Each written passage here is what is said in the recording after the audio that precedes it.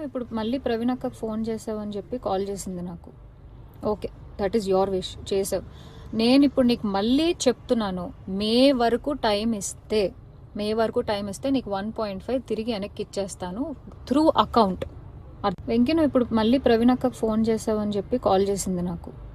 Okay, that is your wish, చేసావు.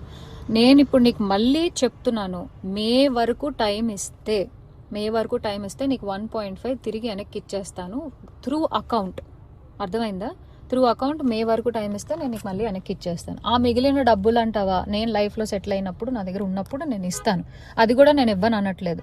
లేదు కుదరదు, నాకు ఇదంతా అవ్వదు అంటే పెద్ద మనుషులకి నువ్వే ఫోన్ చేసావు కదా. నా జీవితంలో పెద్ద మనుషులు ప్రవీణ గారు మాత్రమే. సో ఆ ప్రవీణ అక్కకి వేణుస్వామిని పెడతావా లేకపోతే ఇంకెవరినైనా పెట్టుకుంటావా, నేను పిలుస్తాను, నువ్వు పిలుచుకో. ఓకే, నేను ఇంకా నీ ముఖం చూడాలనుకోవట్లేదు, ఈ విషయం గురించి మాట్లాడాలనుకోవట్లేదు. నాకు మే అనే ఒక్క టార్గెటే కనబడుతుంది. మే వరకు నేను నీకు డబ్బులు ఇవ్వాలి అంతే. లేదు కుదరదు కాదు అంటే నేనే పెడతాను హెరాస్మెంట్ కేసు. ఎందుకంటే మా అక్కని ఇన్వాల్వ్ చేస్తున్నాడు, మా మమ్మీని ఇన్వాల్వ్ చేస్తున్నాడు, లేకపోతే మా ఇంటికి వస్తానంటున్నాడు. అసలు నా పర్మిషన్ లేకుండా నువ్వు మా ఇంటికి రావడం ఏంటి, లేకపోతే నేను మీ ఇంటికి వెళ్ళడం ఏంటి? ఇంట్లో ఇన్వాల్వ్ చేసుకోకుండా నువ్వు నేను మాట్లాడాలి, నువ్వు నేను సాల్వ్ చేసుకోవాలి అంటే నా వైపు నుంచి ప్రవీణ్ అక్క వేణుస్వామి మధ్యలో కూర్చుంటారు. మే వరకు నేను ఆ డబ్బులు సెటిల్ చేస్తాను. అది వెంకీ, నువ్వు ఇప్పుడు మళ్ళీ ప్రవీణ్ అక్కకు ఫోన్ చేసావని చెప్పి కాల్ చేసింది నాకు.